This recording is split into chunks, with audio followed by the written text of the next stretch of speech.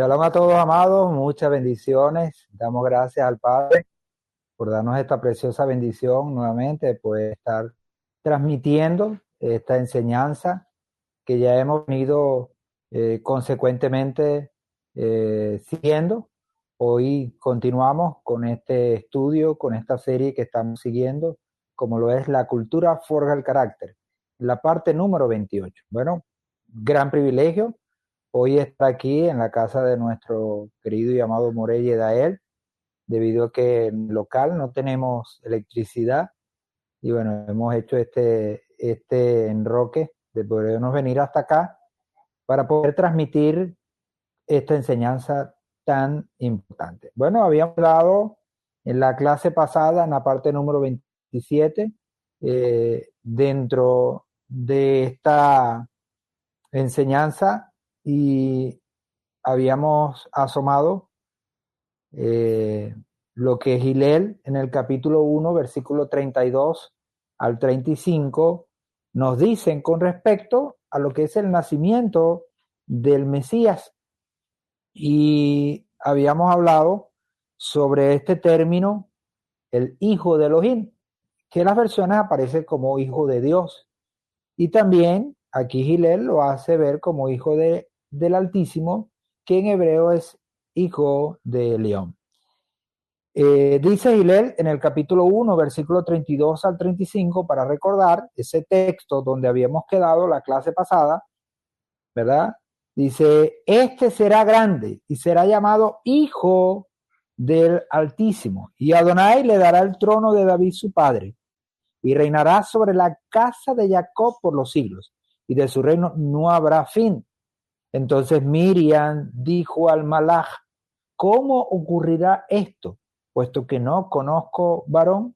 Respondiendo el malaj le dijo, el Ruach HaKodesh vendrá sobre ti y el poder del Altísimo te hará sombra, por lo cual también lo nacido será llamado santo, hijo de Elohim.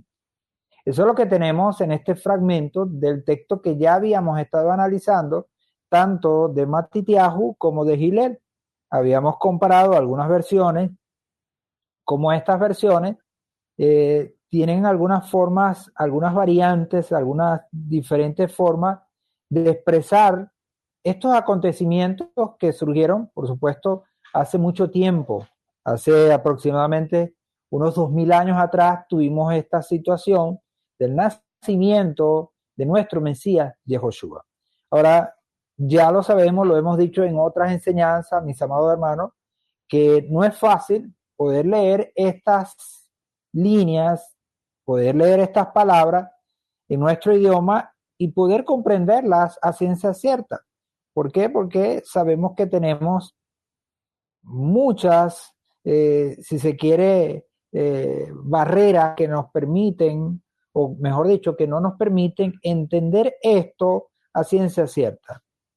Baruch Hashem, bendito sea el nombre de nuestro Padre, que hoy nos ha dado una herramienta, como lo son las raíces hebreas de nuestra fe, para buscar dentro de esas raíces lo que en verdad se quiso decir con estas palabras, que hoy, por supuesto, las tenemos en nuestros idiomas, pero que sabemos que no fueron escritas en nuestros idiomas, que surgen de un idioma tan importante como lo es el hebreo. Entonces tenemos una expresión como el hijo de Elohim que genera cierta suspicacia porque encontramos aquí en Hillel que dice, por lo cual también lo nacido será llamado santo hijo de Elohim. Esto dio pie a que dentro de la tradición cristiana se diera la interpretación de que el Mesías es hijo de Elohim literal.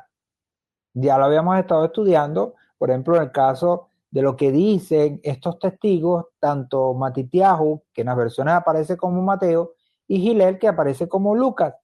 Ellos hablan de este nacimiento y dentro de la concepción o la interpretación cristiana se ha dicho que, bueno, el Mesías es hijo de María, pero no con Joseph o José, sino que es hijo de Dios. ¿Ve? Que en hebreo ya sabemos que no es Dios, sino la palabra Elohim, hijo de Elohim. Ahora, habíamos estado viendo y la mejor manera de poder aclarar un texto que tiene dificultad para poder interpretarse de manera correcta, ¿cómo es? Tenemos que buscar lo que dice las Santas Escrituras, sobre todo en la parte de la Torá y los escritos antiguos, que son los que en ese momento ellos disponían. Cabe destacar que cuando Gilel escribió estas cosas, no existía lo que hoy nosotros conocemos como Nuevo Testamento o Brit Hadashah, o como nosotros le mencionamos, los escritos apostólicos. No estaban era la Torá y los escritos antiguos, ¿verdad? Que es lo que conforma dentro de la Biblia hebrea el Tanaj. El Tanaj, ya sabemos que esa expresión Tanaj se deriva de un acrónimo que tiene la significancia de los escritos que pertenecen al pueblo de Israel. Entonces, en esos escritos nosotros podemos encontrar ciertas pistas que nos pueden llevar a entender esta expresión hijo de Elohim.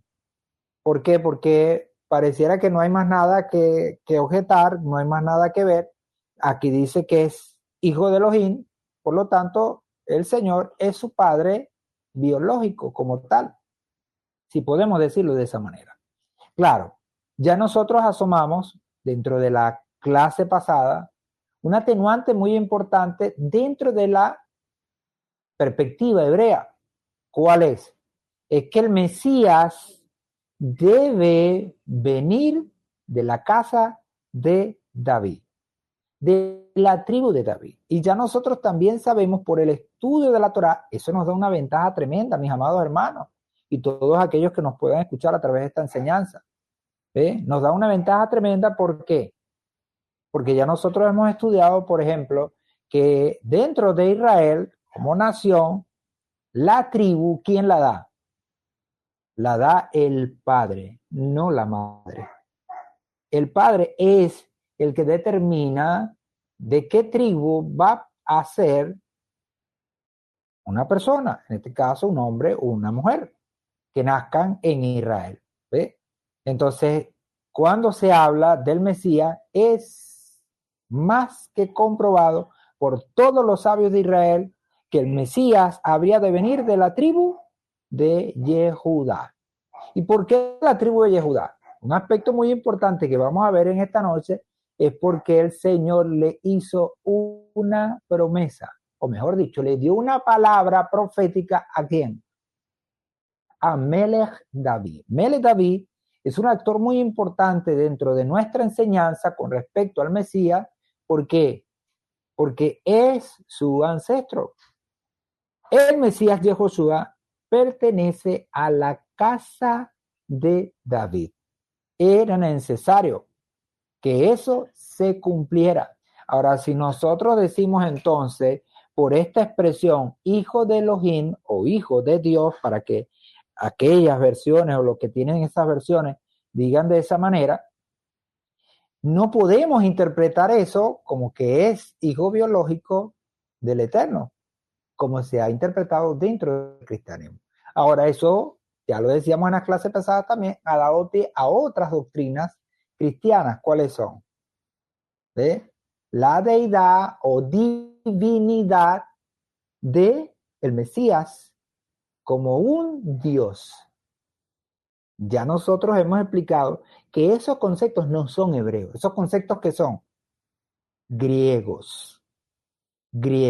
Ahí el daño entonces que se le hace, ¿verdad?, a la creencia en Yehoshua, en el Mesías, cuando dentro del cristianismo, ¿verdad?, se menciona a un Jesús como Dios, como Dios. Ahora, eso hay que entenderlo desde su perspectiva natural, orgánica. No podemos sacarlo de allí. Por eso es tan importante estudiar esto.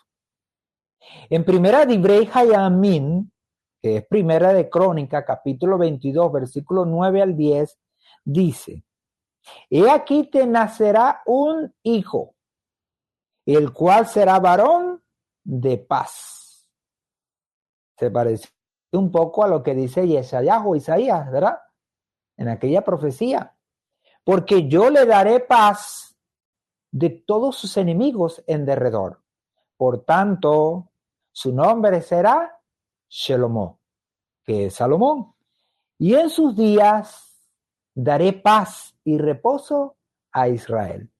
Él edificará casa a mi nombre, y él me será por hijo, y yo le seré por padre. Y estableceré el trono de su reino sobre Israel para siempre.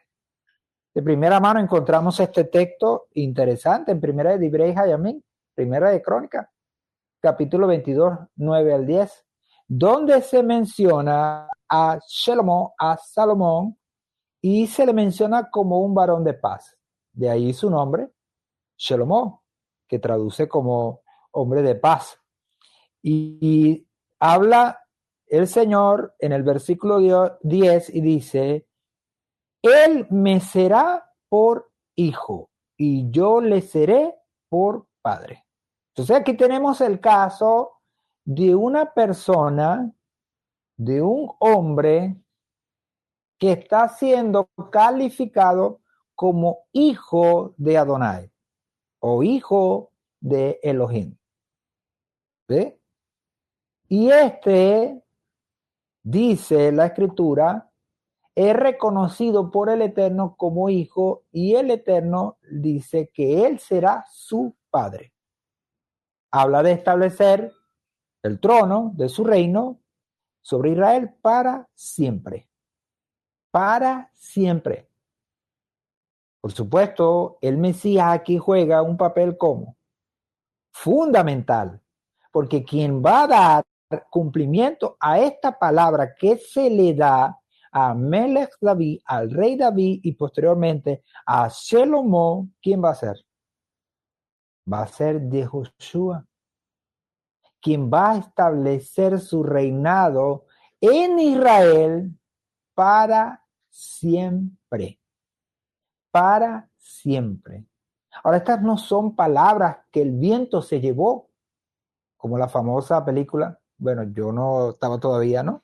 A mí me la contaron y lo que hoy se puede ver de esa película, lo que el viento se llevó. Yo no sé si el Morelle de él la llegó a ver en vivo y directo, ¿no? Pero yo no. No, no es así, no es una palabra que el viento se llevó, porque las palabras que el Señor ha dicho, ¿cómo son? Son firmes. Lo que Él dice, Él hace. Una muestra lo podemos ver en qué caso. Israel en Egipto. ¿Por qué Israel es liberado de Egipto? ¿Por qué? Israel es liberado de Egipto por una palabra que se le dio a los patriarcas, Abraham, Isaac y Jacob. Esa palabra, mis amados hermanos, funcionó como la garantía, funcionó como el documento de propiedad de lo que el Señor estableció. Cuando los hijos de Israel claman al Señor, el Señor responde en función a esa palabra que Él dio. Si el Señor no responde en función a esa palabra que Él le dio a los patriarcas, entonces el Señor hubiese quedado mal, como un mentiroso. Pero Baruch Hashem no lo es. No lo es. ¿Por qué? Porque ya que el Señor lo dijo, que Él no es hombre para que mienta, ni se arrepienta, porque no peca, no falla, Él no miente. Y Él la da, Él la cumple. Entonces, ¿cómo es que el Señor da esta palabra y luego va a cambiar el parecer? No puede. Por eso entonces todas las doctrinas que han hablado de un cambio de posición, un cambio de forma en cuanto a la salvación o la redención, no tiene sustento. No la tiene. Por ejemplo, hay una teoría que ya nosotros también hemos hablado, sin embargo no hemos hecho un estudio sistemático sobre ello, que se habla, por ejemplo, de las dispensaciones. Y una de las dispensaciones es que Israel, el Israel físico, quedó desplazado por un Israel espiritual. Por lo tanto, entonces ya Israel, el Israel físico, ya no tiene ni parte ni arte, cosa que no tiene sostén dentro de la escritura. Pero volviendo al tema, nos damos cuenta entonces que esto es lo que dice Primera de Divrei Hayamim. Menciona que Salomón será hijo de ¿quién? Del Altísimo, hijo de Elohim, hijo. Y aquí en este sentido de hijo, ¿se refiere es que el Señor es su padre biológico? La respuesta es categórica y contundente. Claro que no, porque sabemos quién fue la madre de Salomón y sabemos quién fue el padre de Salomón. ¿Quién fue el padre de Salomón? Melech David, ¿eh? Porque el Señor le había prometido a David que un hijo de él se sentaría en el trono de Israel para siempre, para siempre. Para que surgiera entonces en Israel una categoría de rey que va más allá de lo que el mundo conoce. Los reyes entonces, el que se sentara en esa silla en Israel, pasaba a ser hijo de Elohim. Pero eso tiene su explicación. En Shemot 4:22, anterior a Melech David, tenemos un ejemplo también. ¿Cuál es? El ejemplo de el mismo Israel. En Shemot 4:22 dice, y dirás a Faraón, así ha dicho Adonai, Israel es mi hijo, mi primogénito. Fíjense que aquí ahora el rango se amplía, ya no solo se habla de hijo, sino de un hijo primogénito, que tiene una connotación mucho más fuerte y sólida que simplemente un hijo. El primogénito dentro de la escritura tiene privilegios, tiene responsabilidades, tiene una posición de autoridad. Y por ahí es que van los tiros. Cuando hablamos de esta expresión, será llamado santo, hijo de Elohim, es porque sobre sus hombros, ¿qué habrá a ver? Va a haber autoridad. Será autoridad. Una autoridad. Por eso podemos comprender las palabras de Rab Shaul posteriormente. ¿Eh? Entonces, ¿qué dice la escritura en Shemot, Éxodo 4:22? Israel es mi hijo. Aquí nuevamente sabemos que la interpretación de esta expresión hijo no es que Israel era hijo biológico del Eterno. No. Ahora, sabemos que todos somos creados por el Señor. ¿Ve? Creados por el Señor. ¿Entiendes? Pero ¿qué vemos con el caso de Israel como hijo? Esta es una expresión que tiene connotaciones especiales, especiales. Surgió un comentario de esta página llamada bibliaproject.com en un postcap que habla de la plaga de los primogénitos. ¿Ve? Y este artículo salió el 30 de enero del año 2023. Dice, ¿por qué Dios llama a Israel su primogénito? Hablando de lo que acabamos de leer en Shemot capítulo 4, versículo 22. ¿Qué dice? Estoy poniendo textualmente lo que dice esta página. Dice, pero lo que se quiere decir con llamarlos primogénitos o primogénitos es un estatus, un papel. Dios está tan estrechamente identificado con Israel que el poder, el nombre y la autoridad de Yahvé están depositados en este pueblo. El primogénito se convierte esencialmente en una forma de decir, esta es mi imagen, este es mi representante. Cuando Israel va a Sinaí, en el capítulo 19 de Shemot, Éxodo 19, versículos 5 y 6, ¿qué le dice el Señor a Israel? Que Israel va a tener un estatus especial. Van a ser reyes y sacerdotes. Reyes y sacerdotes. Una nación santa. Una nación de reyes y sacerdotes, que es lo mismo que expresa 1 de Kefas, capítulo 2, versículo 9, que es el estatus que adquieren también todos aquellos que crean en Yehoshua, porque todo aquel que cree en Yehoshua, ¿qué pasa? No es que pasa a ser de una iglesia, no. Todo aquel que cree en Yehoshua, como el Mashiach de Israel, de entre los gentiles, ¿qué pasa? Adquiere ahora un nuevo estatus, que es lo que dice 1 de Pedro capítulo 2, 9. Pero ese estatus ya le corresponde a alguien. ¿A quién? A Israel.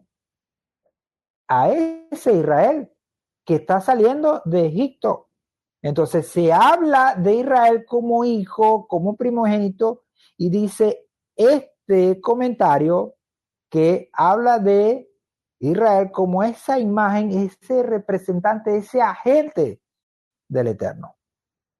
Eso es lo que está queriendo decir Gilel cuando escribe esto, y por supuesto es lo que está hablando el Malaj. Ahora el Malaj no va a hablar algo diferente que ya lo que el Eterno habló en sus escrituras, porque no se va a contradecir. El Malaj lo que está haciendo es repetir un concepto que ya está establecido cuando se habla de este hijo de Elohim. ¿Quién va a ser Yehoshua? Yehoshua va a ser el hijo de Elohim, el que se va a sentar en el trono de Israel y por lo tanto va a ser ¿qué? La imagen, el representante de Adonai aquí en la tierra. ¿A dónde podemos nosotros verificar esto? ¿Habrá que en la escritura algún texto que nos demuestre esto que estamos diciendo? ¿O lo estamos diciendo porque se nos ocurre a nosotros? ¿O porque se me ocurre a mí? Si lo hay.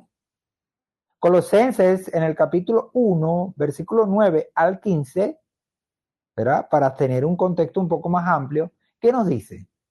¿Quién está hablando aquí? Casi nadie. Una persona que se conocía la Torá al dedillo, de cabo a rabo, como decimos aquí, de pie a cabeza. Sabía los conceptos hebreos mejor que cualquiera, porque él mismo dijo que aventajaba a todos los de su generación. Y tenía aspiraciones de llegar ¿a dónde? A la silla de Moshe. Ser uno de los magistrados del Sanedrín. Este llamado Rav Shaul, dentro del ámbito hebreo, pero dentro del ámbito cristiano conocido como el apóstol Pablo, dice a los colosenses, enseñándoles estas cosas que son tan profundas, pero que nosotros, lamentablemente, aquí en Occidente, leyéndolas en nuestros idiomas, ¿qué pasa? Las malinterpretamos. Es muy fácil malinterpretar todos estos textos. Por eso necesitamos una herramienta, esa herramienta que se llama raíces hebreas, porque nos da una interpretación hebrea de estas palabras, no olvidando lo que ya está establecido. ¿Qué nos dice Rav Shaul? Dice, por esto también nosotros, desde el día que lo oímos, no cesamos de orar por vosotros y de pedir que seáis llenos del pleno conocimiento de su voluntad, en toda sabiduría y discernimiento espiritual, para que andéis como es digno del Señor, con el fin de agradarle en todo, dando fruto en toda buena obra y creciendo en pleno conocimiento de Adonai, fortalecidos con todo poder, conforme a la potencia de su gloria, para toda paciencia y longanimidad, con gozo, dando gracias al Padre que os hizo actos para participar de la herencia de los santos en la luz, quien nos rescató de la potestad de las tinieblas y nos trasladó al reino del Hijo de su amor, hablando de Yehoshua, en quien tenemos la redención y el perdón de pecados o de los pecados. Y dice el 15, él, hablando de quién, de Yehoshua, el Hijo de su amor. Él es la imagen del Elohim invisible, el primogénito de toda creación. ¿Se dan cuenta?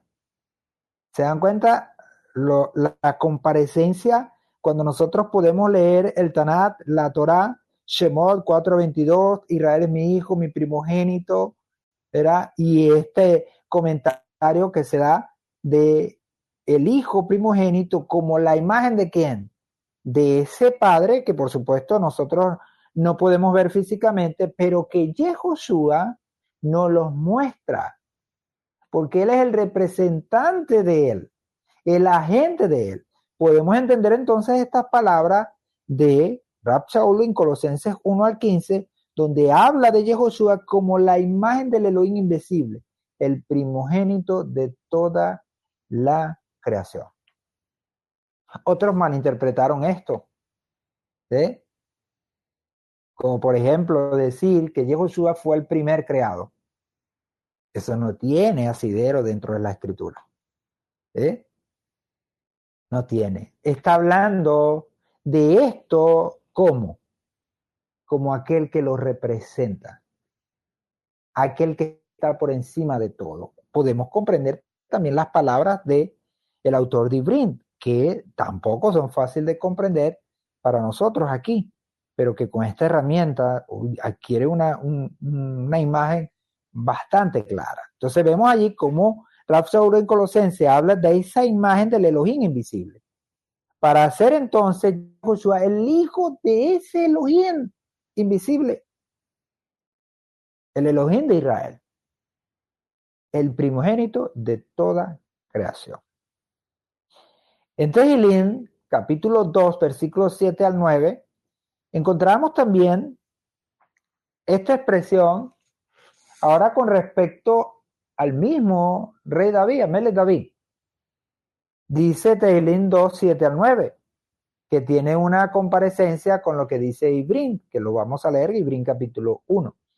Tehillim 2, 7 al 9 dice, yo promulgaré el decreto. Adonai me ha dicho, dice Amelech David, mi hijo eres tú.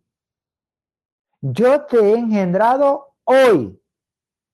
Pídeme y te daré por herencia las naciones, y como posesión tuya los confines de la tierra. Los quebrantarás con cetro de hierro, los desmenuzarás como vasija de alfarero. Ahora pues, oh reyes, actuad sabiamente, admitid amonestación, jueces de la tierra, servid a Adonai con temor y regocijaos con temblor. Besad los pies al Hijo, no sea que se irrite y perezcáis en el camino, pues de repente se inflama su ira. Cuán bendecidos son todos los que se refugian en él. Cuando leemos este Tehillim, capítulo 2, versículos 7 al 9, dentro de la tradición cristiana, evidentemente es un salmo que tiene un doble cumplimiento, ¿verdad? Una doble vía. ¿Por qué? Porque este salmo literalmente está siendo, ¿verdad? Como superpuesto sobre alguien. ¿Quién es ese alguien? Se le está diciendo a alguien de primera mano. ¿Y quién es ese? Amelech David. Lo mismo pasa con Israel. Por ejemplo, Hillel también nos dice que el Mesías cumplió una profecía que ya tenía un cumplimiento.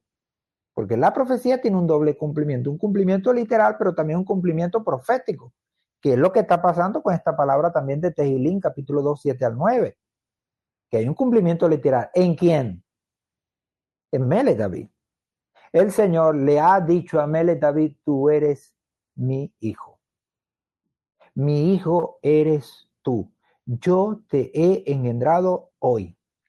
Ahora, esa expresión engendrado hoy, ¿cómo la interpretamos nosotros? No, yo lo engendré. ¿Cómo? ¿Cómo fue eso, Señor? Tú agarraste y pusiste el esperma en el óvulo de María y ahí nació tu hijo. Y la respuesta, ¿cómo es? Categórica, de ninguna manera, así no es. Está hablando es esa expresión, yo te he engendrado hoy, podríamos entenderla mejor si dijera cómo. Yo te he establecido hoy. Hoy te establezco como mi hijo, como mi agente, como mi representante. Y fíjese, dice, pídeme y te daré por herencia las naciones. como un padre que le da herencia a sus hijos. Más adelante se habla, dice besar los pies al hijo. Esa expresión, besar los pies al hijo, por supuesto, no es literal. ¿Está hablando de qué? No de ir y besarle los pies a Melech David, no, sino es de someterse. ¿Someterse por qué? Porque Melech David se le dio una autoridad. Si nosotros vemos la historia de David, David tomó una autoridad sin precedentes. Sin precedentes. Lo mismo que le dejó a Salomón también una autoridad completa, bastante. Todo el mundo en Israel, aún el sumo sacerdote, el Cohen Gadol, estaban por debajo de la autoridad de Melech David. Hay una connotación especial con David tremenda.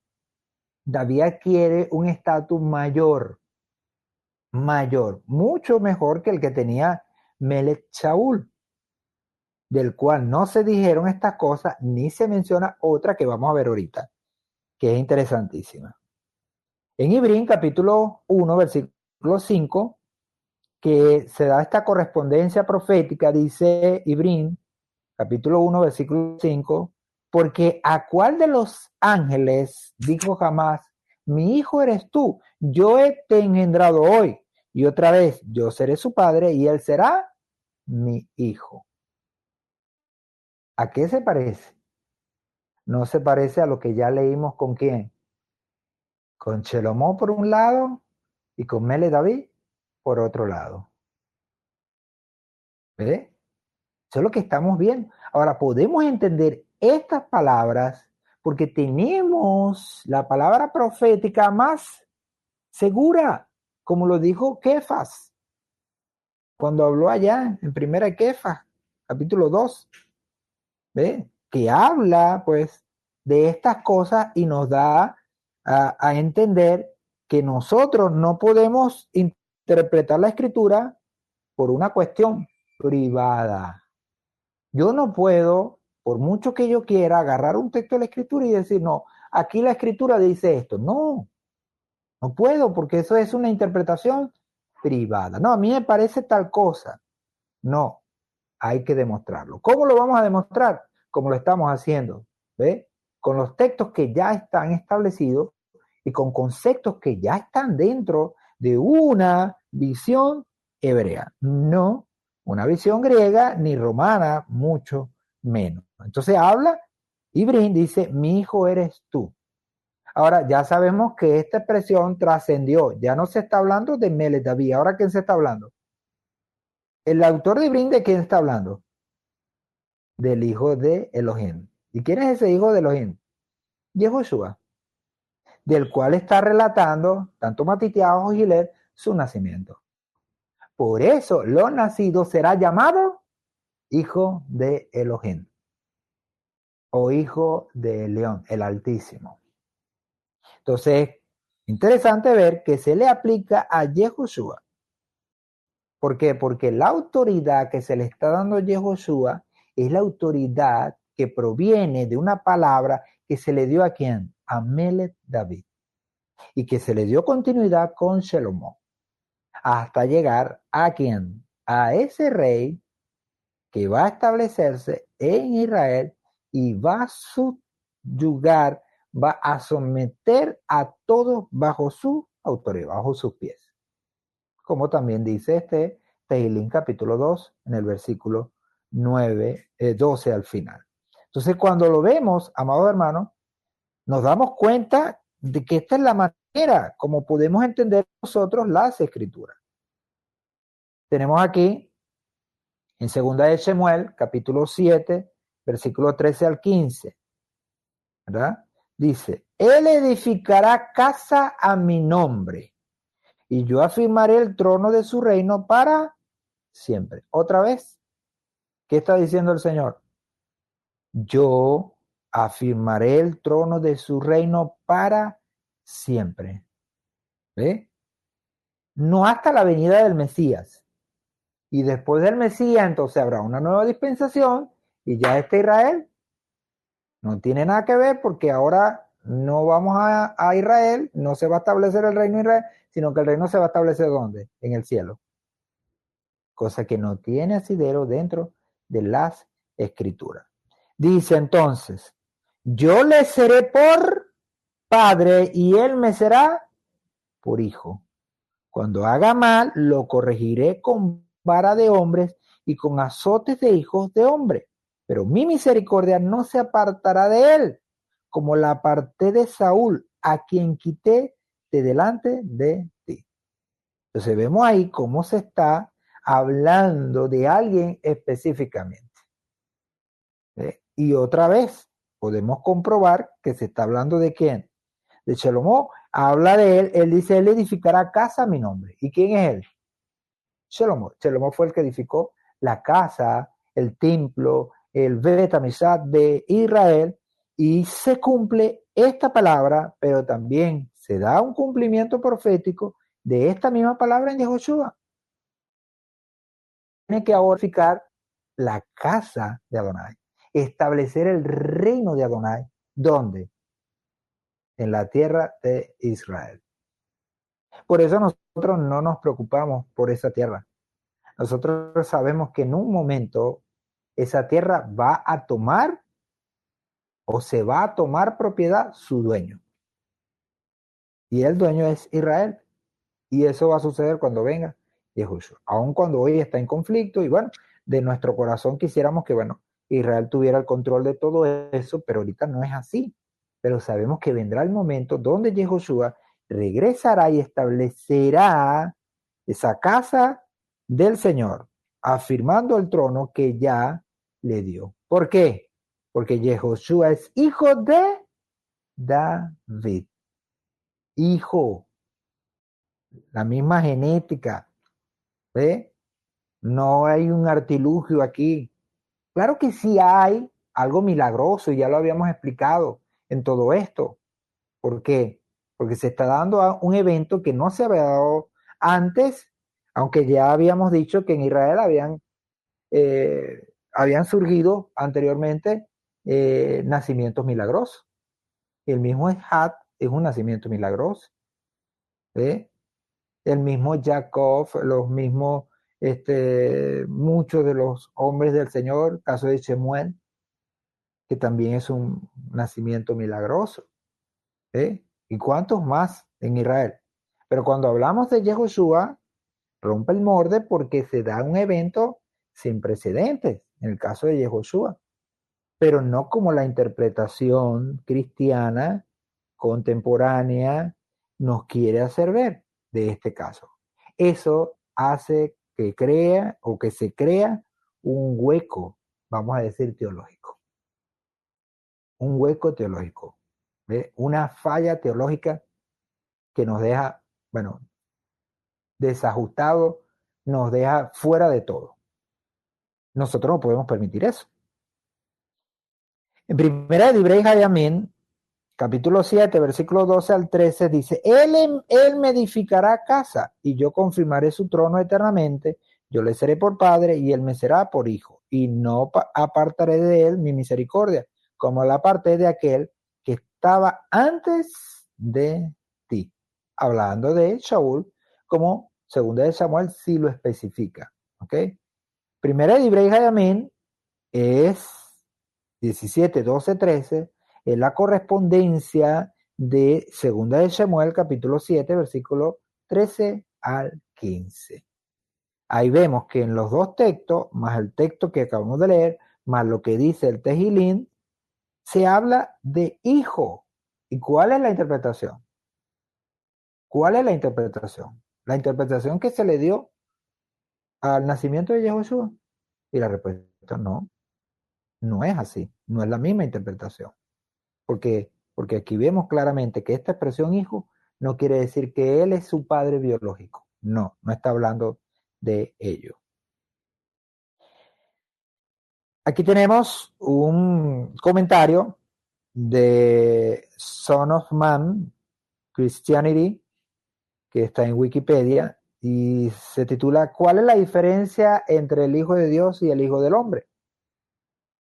Los investigadores suelen considerar que el Hijo del Hombre e Hijo de Dios son títulos opuestos. Originalmente, estas designaciones se entendían a la luz de las dos naturalezas de Cristo. Miren por dónde van los tiros. Hijo del Hombre expresaba la humanidad de Jesús, mientras que Hijo de Dios expresaba su divinidad. Hijo de Hombre, su naturaleza humana, su humanidad, y Hijo de Dios, su divinidad. Entonces, estableciéndose dentro de la doctrina cristiana que Jesús, ¿verdad?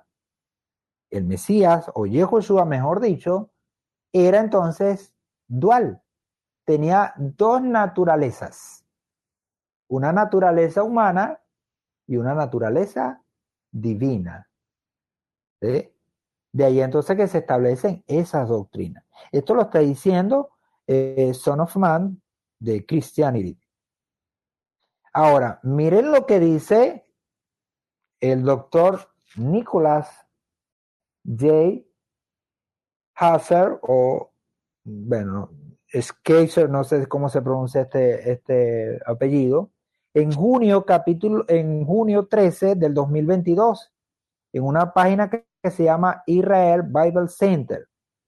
Israel Bible Center es una página que da hasta clases de hebreo, ¿ok? Usted puede meterse ahí, se va a dar cuenta, y tienen muchos comentarios, ¿ok? Ahora, ¿qué dice este señor, el doctor Nicolás? Nicolás dice, para la mayoría de los lectores de la Biblia, el estatus de Jesús como el Hijo de Dios describe su divinidad, que es lo que acabamos de leer en Wikipedia, en Son of Man, ¿ve? Que la mayoría de los comentaristas interpreta esta expresión Hijo de Dios como ¿qué? Como divino. Ahora, esta expresión no es nueva cuando se le adjunta al Mesías Yehoshua. Ya nosotros hemos visto que esta expresión viene rodando ¿desde dónde? ¿Desde dónde? Desde Adán. Porque el mismo Matitias o Hillel, cuando hacen la genealogía, por ejemplo, ¿con qué nos ubican? Adán, hijo de Elohim. Es una expresión que viene desde Adán y pasa por ¿dónde? Por Israel, pasa por Mele David, pasa por Shelomó, ¿ve? Entonces no es una expresión nueva, es una expresión que ya viene rodando. Entonces ellos están diciendo que la expresión Hijo de Dios denota divinidad, divinidad.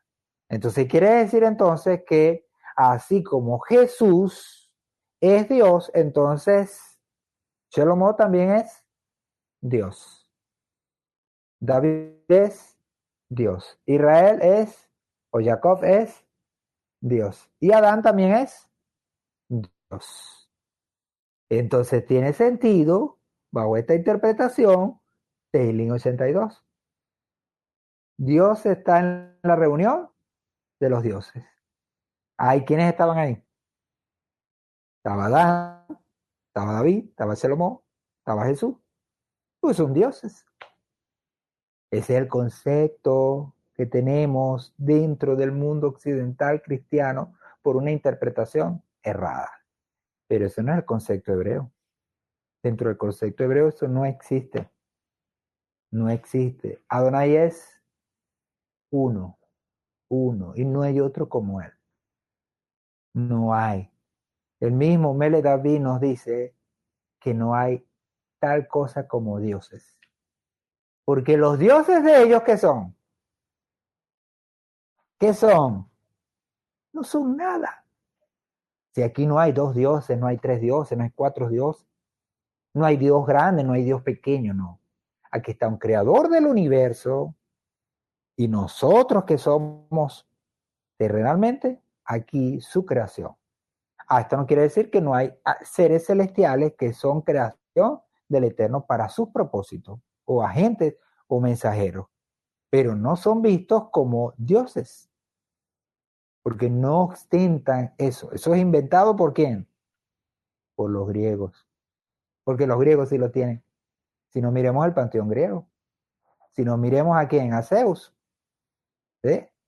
y a toda esa camada de dioses, desde los titanes, desde no sé qué cosa, de Cronos, bueno, pare de contar. ¿Sí? Entonces es lo que se está dando. Y sigue siendo el doctor Nicolás. El título parece denotar su humanidad. Sin embargo, por lo general es al revés. Es al revés. Hijo de Dios es una frase para un ser humano. Para un ser humano. Y el Hijo del Hombre describe la divinidad, usando esa expresión como algo, ¿verdad?, que está dentro del concepto cristiano, pero no del concepto hebreo. ¿Eh? Y cuando habla de la divinidad, nosotros hemos corregido esa palabra y no la usamos, sino que usamos es más bien como podemos usar la expresión cielo, ¿no? Como venir del cielo, ¿eh? Ser celestial. Pero cuando se habla de ser celestial, no es porque la persona tiene su origen en el cielo, sino porque representa al cielo. ¿Sí? Representa al cielo. A simple vista, dice el doctor Nicolás, pareciera tener sentido que Hijo de Dios sea un sobrenombre que marca la afinidad uno con Dios o el estado divino. Por ejemplo, cuando Pedro o Kefas dice de Yeshua, estoy citando textualmente lo que dice el doctor Nicolás, ¿ok? Para que estemos entendidos. Ustedes lo pueden leer ahí, todo el comentario dentro de las láminas.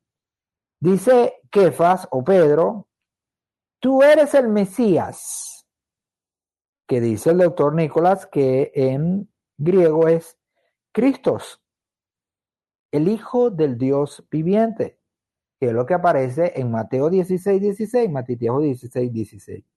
Uno esperaría que Pedro se refiere a su divinidad, pero estos títulos no denotan divinidad en las escrituras de Israel, como ya nosotros lo acabamos de estudiar.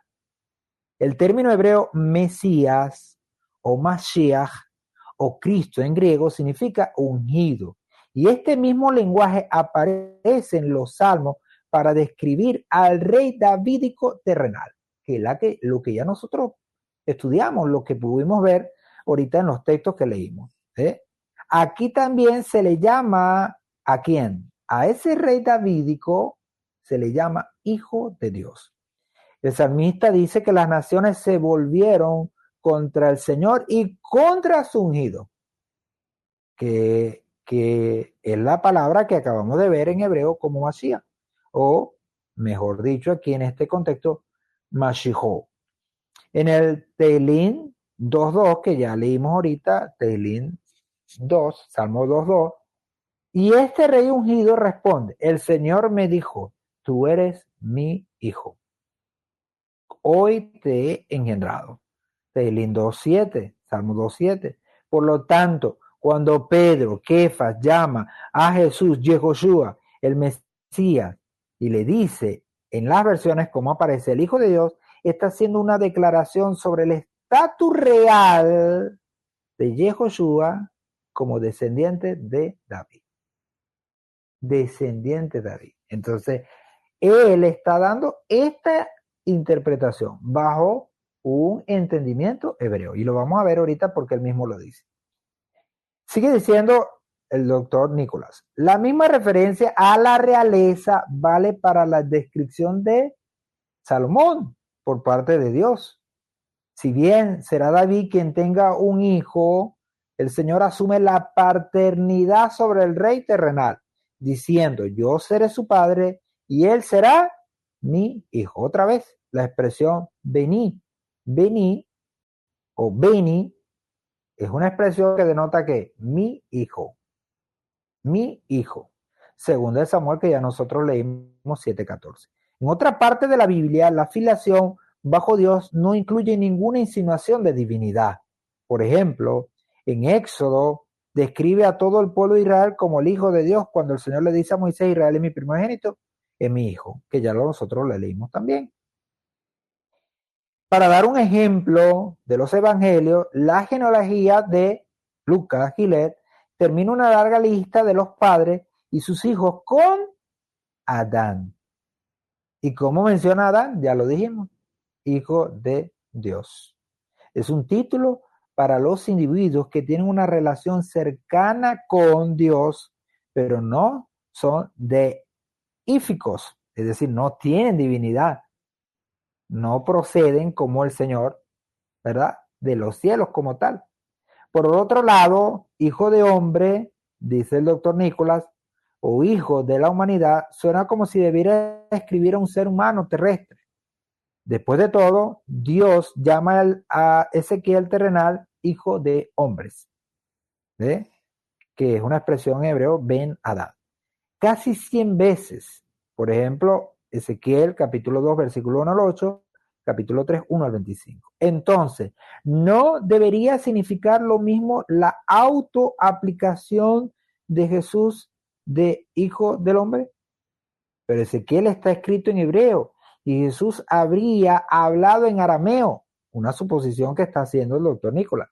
Si bien los dos idiomas están relacionados, el Hijo del Hombre significa algo muy diferente en el texto arameo de Daniel, que ya se mencionó en el estudio de Daniel, que es el texto hebreo de Ezequiel.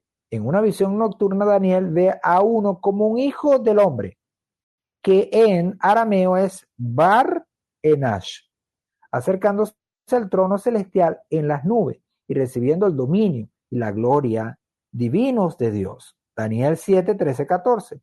En arameo, hijo del hombre denota esa divinidad. Eso es lo que está diciendo el doctor Nicolás. Y sigue diciendo, por eso el sumo sacerdote acusa a Yeshua de blasfemia cuando Jesús dice, verán al Hijo del Hombre sentado a la diestra del poder y viniendo con las nubes del cielo. Marcos 16, 14, 62. No era una blasfemia que alguien afirmara que él era el Mesías o hijo del bendito, como dice el sacerdote. Él sabía que estos términos se usaban para los hombres mortales en sus escrituras, pero para Jesús equipararse a sí mismo con el Hijo del Hombre divino de Daniel era ir demasiado lejos. Es lo que dice Nicolás. Para los lectores modernos de la Biblia puede parecer paradójico que hijo del hombre denote divinidad e hijo de Dios signifique un mortal. Jesús es tanto hijo de Dios como hijo de hombre, humano y divino, pero el significado de estos títulos no es necesariamente evidente en la actualidad. El mundo bíblico antiguo, las cosas no siempre son lo que parecen. Afortunadamente, una mirada a los idiomas y contextos judíos de las escrituras puede iluminar su intención original. Es lo que dice entonces este señor, el doctor Nicolás, ¿verdad? Sobre todo este asunto. Por supuesto, él tiene aquí su interpretación de estas cosas, que se acerca mucho a lo que el mismo cristianismo dice. Sin embargo, habla aquí de una cuestión que para el cristianismo no está vista, que es ver estos dos términos opuestamente como se ven, como se ven. Esto lo puse para que nosotros nos demos cuenta de que no hay una visión lineal dentro del mismo cristianismo. Mira qué se piensa, mira cómo se piensa. ¿Por qué? Porque surge esto, porque la misma escritura nos da a pensar, y ya nosotros lo hemos visto. En Iod, capítulo 1, versículo 6, solamente lo vamos a leer, este texto, y con eso estamos entonces dejando planteada la clase que viene. Ya se nos terminó el tiempo, sin embargo empezamos un poco más tarde, pero vamos a dejarlo hasta aquí, para no recalentar el cerebro, como decimos por ahí. Dice Iod, capítulo 1, versículos 6 y 7. Llegado el día en que los hijos de Elohim se presentan ante Adonai, vino también con ellos el acusador. Y Adonai preguntó al acusador, ¿de dónde vienes? Y el acusador respondió, Adonai, y dijo, de rodear la tierra y andar por ella. Aquí tenemos entonces en Yod que aparece esta expresión, hijos de Elohim. ¿Ve? Hijos de Elohim. Ahora, dentro de las mismas perspectivas, le han dado interpretación a esta palabra. ¿Y a quién se refiere? ¿A qué grupo se refiere? ¿Quiénes son estos? ¿Okay? Que también aparecen en Yod 38:7, que dice, cuando alaban todas las estrellas del alba y todos los hijos de Elohim daban gritos de júbilo. Es lo que dice entonces Job 38:7. Y aquí un contexto muy importante porque ya es prácticamente el final de este libro de Job y el final del desenlace de lo que pasó con Job. Y aquí hay un llamado de atención del Eterno a él, preguntaron, ¿dónde estabas tú cuando yo hice los cielos, cuando yo hice la tierra, cuando yo le puse, ¿verdad? Eh, límites a las aguas. Y dice el 7, cuando alababan todas las estrellas del alba, ¿dónde estabas tú? ¿Eh? Cuando todos los hijos de Elohim se presentaban ante Adonai. ¿Sí? Esa es una expresión entonces que encontramos ahí en este libro de Job. Ok, vamos a dejarlo entonces hasta ahí y la clase que viene seguiremos estudiando sobre este tema y esta expresión porque si nosotros le damos la interpretación correcta, entonces vamos tumbando esa interpretación cristiana, ¿verdad? Que se ha dado a los textos de Matitiajo y de Hillel sobre el nacimiento de Yehoshua. Bueno, hasta aquí entonces dejamos esta enseñanza. Shalom a todos, amados, muchas bendiciones. Que el Padre les continúe guardando a todos. Que esta enseñanza sea edificación. Cualquier pregunta, cualquier duda, por favor, háganla llegar. ¿Ve? Que estaremos gustosamente tratando de responderla y pediremos pues al Eterno que nos dé siempre revelación para que toda duda sea disipada. Shalom, shalom, bendiciones a todos y Laila Tov.